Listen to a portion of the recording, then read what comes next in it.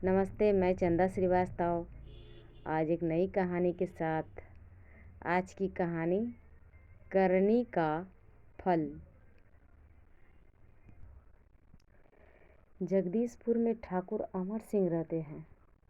दयालु प्रकृति के आदमी हैं। थोड़ी सी जमींदारी है, उसी में अपने कुटुंब का पालन पोषण करते हैं। प्रजा के दुख सुख सुनने को हमेशा तैयार रहते हैं। उनकी स्त्री को मरे आज 10 वर्ष हुए। एक विधवा लड़की कांति और एक दासी लौंगी, वही दो प्राणी उनके घर में है। उनके मकान के पास ठाकुर धर्म सिंह का भी मकान है। कांति का आना जाना उनके यहाँ हमेशा होता रहता। उनकी भी एक लड़की सुभद्रा है, वह कांति की सखी है। जब से कांति विधवा हो गई, अमर सिंह दुखी रहते हैं। धर्म सिंह उनसे विवाह के लिए बहुत आग्रह करते हैं। शादी कर लो, कोई लड़का हो जाएगा तो नाम तो रहेगा। अमर सिंह कहते, अरे क्या तुम भी पागल हुए हो? जिसके घर बाल विधवा कन्या बैठी है, वह शादी कैसे करे? उस आदमी का कलेजा नहीं, पत्थर है। मैं ऐसा नीच काम नहीं करूँगा। उसी गांव में मिला हुआ जगदीशपुर है। वहाँ एक फटेहाल ठाकुर कमलापति रहते हैं। उनका लड़का 18-19 वर्ष का कुंवारा और आचरण का गिरा हुआ युवा है। उसके मारे गांव की स्त्रियों का निकलना मुश्किल है। एक दिन कांति और सुभद्रा महादेव की पूजा करने मंदिर को जा रही थी। उन पर मोहन सिंह की नज़र पड़ी। वह कांति को देखकर उस पर मोहित हो गया। उसे बस में करने की बात ठान ली। उसी समय से उन दोनों से छेड़छाड़ करने लगा। उनके घरों के आगे पीछे चील की तरह मंडराने लगा। जब इस काम में सफलता न प्राप्त हुई तो उसने अमर सिंह के यहाँ चौकीदारी कर ली। लौंगी ने अमर सिंह से कहा, यह दुष्ट जो गांव भर बदनाम है, उसी को आपने नौकर रखा है? अमर सिंह बोला, उसने हमारे सामने कसम खाई है, कितना ही खराब हो तो भी बड़े आदमी का लड़का है और वह तो बाहर रहेगा। लौंगी बोली, अरे भैया, दुष्ट मनुष्य कैसी ही कसम क्यों ना खाए, उनका विश्वास करना पाप है। अमर सिंह बोला, बुढ़ी, मैं इसको अंदर आने ही नहीं दूंगा। लौंगी झुझलाकर, आवे चाहे भाड़ में जाए, मेरा काम था कहना सो कह दिया। अमर सिंह 2-4 महीने के बाद निकाल दूंगा। लौंगी चुप हो गई।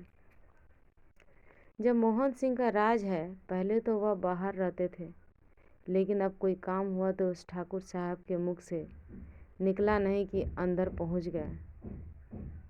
ठाकुर साहब का भी उसके ऊपर विश्वास हो गया।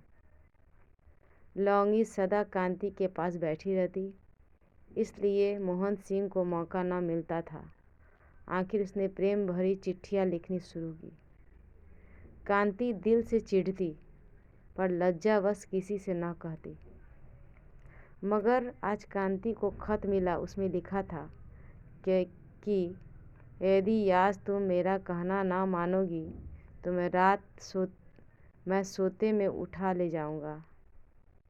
कांति भयभीत हो गई। इसी चिंता में तल्लीन थी कि सुभद्रा हंसती हुई आई और उसका चेहरा देखकर सहम गई। सुभद्रा ने पूछा, कांति, तू आज इतनी उदास क्यों है? क्या तबीयत नहीं अच्छी है? कांति बोला, नहीं तो। तबीयत तो अच्छी है।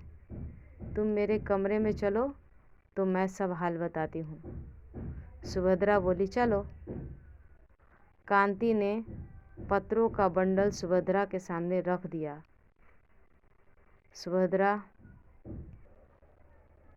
सुभद्रा पत्रों को देखकर घबरा गई। कुछ समय तक तो दोनों चुपचाप बैठी रही। उसके बाद सुभद्रा बोली, क्या करूं, कुछ समझ में नहीं आता। क्या तुम्हारे पिताजी से कहूं? कांति बोली, नहीं बहन, पिताजी से कहने की ज़रूरत नहीं।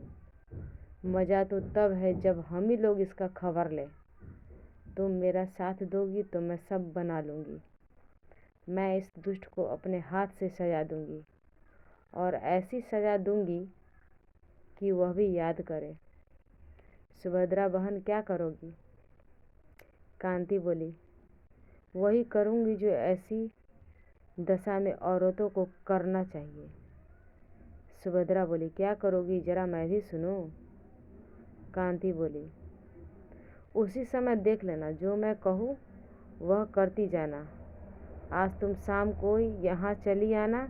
आज उस दुष्ट को बुलाऊंगी। और देखो बहन, माता जी से जिक्र न करना। सुभद्रा, कोई शर्म की बात है? कांति, जो बात कल तुम खुद ही होने वाली है उसको आज कहने से क्या लाभ। आज तो शाम को अवश्य चली आना। सुभद्रा, हाँ हाँ, अवश्य आऊँगी। सुभद्रा तो चली गई और कांति खाना बनाने लगी।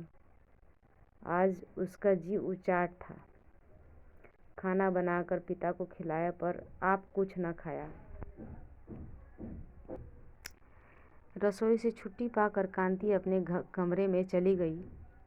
हाथ पैर धोकर सफ़ेद धोती पहनी और बैठकर सोचने लगी कि उसके पति की मूर्ति उसकी आंखें के सामने खड़ी हो गई। उसे ऐसा प्रतीत हुआ मानो उससे कोई कह रहा हो कि मैं तुम्हारी मदद करूँगा। उसने सोचा, जो मैं विधवा ना होती तो आज यह दिन क्यों आता। इतने में 9 बजे। कांति को अब प्रतीत हुआ कि वह काफ़ी मजबूत है। उसने सुभद्रा को व्यर्थ ही बुलाया। वह तो उस पापी के लिए अकेले ही काफ़ी होगी। चोर की जान ही कितनी। मोहन सिंह की दुर्गति को सोचकर उसे हंसी आ गई। कांति ने सोचा, मुझे हंसी क्यों आ रही। आदमी की हालत भी खूब है। थोड़े दुख से रोता है और थोड़े सुख में हंसता है। वह वही विचार कर रही थी कि 10 बजे और सुभद्रा आ गई। आसमान में काले बादल घिरे थे। बीच बीच में बिजली चमक उठती थी। भादों का महीना था। उसी समय ऐसा प्रतीत होता था कि भारत का दुख देखकर मेघ आंसू बहाते हैं। सुभद्रा ने कहा, बहन, आज की रात मुझे बहुत भयानक होती है। कांति बोली, जब हम लोग कोई बड़ा काम करने वाले होते हैं तो पहले ही से दिल कांपता है। दोनों के चेहरे का रंग उड़ा हुआ था। दोनों के दिल धड़क रहे थे। एक प्रकार की घबराहट सी होती थी। दोनों चुपचाप बैठी थी। किसी को कोई बात न सूझती। जब 11 बज गए तो कांति बोली, चलो अब कमरे में चले। उस दुष्ट के आने का समय हो गया। दोनों सखियां साथ साथ कमरे में आई। कांति ने कहा, सुभद्रा, देखो, यहीं तुम रहना। तुम मुझे हारते देखना तो ये लो मेरे पति की कटार, जो मरते समय उन्होंने मुझे दी थी। उसी से मेरी लाज रखना। सुभद्रा, तो बहन यह कटार अपने पास क्यों नहीं रखती? कांति बोली, इतना बड़ा हथियार रखूंगी तो दुष्ट जान जाएगा। मेरे पास एक तेज छोड़ा है, मैं उससे काम लूँगी। अच्छा, अब चुप हो जाओ। अब दुष्ट आता होगा। ईश्वर से प्रार्थना करो उससे आज लज्जा बच जाए। बहन देखो, किसी तरह की गलती ना होने पावे। इसी समय सीटी बजने की आवाज़ आई। सुभद्रा बोली, आ गया बहन। कांति ने कहा, तुम जाकर भीतर वाली कोठरी में बैठो, मैं द्वार खोल देती हूँ। कांति ने द्वार खोल दिया। मोहन सिंह पैर दबाता हुआ अंदर आया। कांति ने बनावटी प्रेम से कहा, मैं तो तुम्हारी बाट जोह रही थी, बड़ी देर लगा दी। एक एक पल जुग मालूम हो रहा था। मोहन सिंह ने चारपाई पर बैठते हुए कहा, जरा देर हो गई प्रिय, अब आओ चैन से बैठो। आज का दिन कितना अच्छा है कि मेरी कांति मेरे पास बैठी हुई है। कांति, तुम पुरुषों के पास बैठते डर लगता है। पहले बड़ी मीठी मीठी बातें करते हो, फिर दगा कर जाते हो। मोहन सिंह ने उन्मत्त होकर कहा, नहीं प्रिय, मैं उन दगाबाजों में से नहीं। यहाँ तो जिससे किया सच्चा प्रेम किया, इशारे पर जान दे दो। अब बैठो, रात भर यहाँ से जाने ना पाओगे। मोहन सिंह मज़े में आकर चारपाई पर लेट गया और सामने लटके हुए आईने में अपना मुंह देखने लगा। सहसा कांति लपक कर उसकी छाती पर बैठ गई और कठोर स्वर में बोली, अगर जरा से हिले तो छाती में छुरा भोग दूंगी। बस चुपके पड़े रहो। मोहन सिंह ने कांति के मुख की ओर क्रोधोद्यत होकर देखा और चाहा कि उसे ऊपर से ढकेल कर उठ बैठे। कांति ने ऐसा जोर से एक घूंसा उसके नाक पर मारा, उसकी आंखों के सामने अंधेरा छा गया। उसी समय कांति ने तड़प कर कमर से तेज छुरा निकाला और उस दुष्ट की नाक उड़ा दी। सुभद्रा भी निकल आई।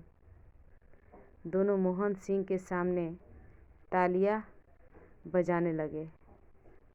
अंदर का शोर सुनकर अमर सिंह और उसका नौकर दोनों अंदर आए। सुभद्रा ने सब हाल कहा। अमर सिंह ने चाहा कि इस पापी को मार डाला जाए, मगर कांति ने हाथ जोड़कर कहा, पिताजी, यह बहुत बड़ा सजा पा चुका है। सुभद्रा, एक हाथ उसका अवश्य काटना चाहिए। सुभद्रा बोली, एक हाथ उसका अवश्य काटना चाहिए। कांति बोली, हया होगी तो डूब मरेगा, फिर मुंह नहीं दिखाएगा। सुभद्रा बोली, मैं बगैर एक हाथे काटे जाने ना दूंगी। कांति ने कहा, नहीं बहन, अब दया करो, इसे जन्म भर के लिए निशानी मिल गई है। पिताजी, इसे बाहर निकाल दीजिए। ठाकुर साहब ने उसे बाहर निकाल दिया। ऊपर से 4-5 लातें जमाई। अमर सिंह ने दोनों लड़कियों को गले लगाकर आशीर्वाद दिया। कहा, बेटियों, तुमने आर्य देवियों का मुख उज्जवल कर दिया। ईश्वर सदैव तुम्हारे लाज की रक्षा करे, यही मेरा आशीर्वाद है। ये थी कहानी करनी का फल। माय डियर फ्रेंड्स, अगर आपको कहानी अच्छी लगे तो चैनल को लाइक सब्सक्राइब अवश्य करें। धन्यवाद। फिर मिलेंगे एक नई कहानी के साथ। मैं चंदा श्रीवास्तव, नमस्कार।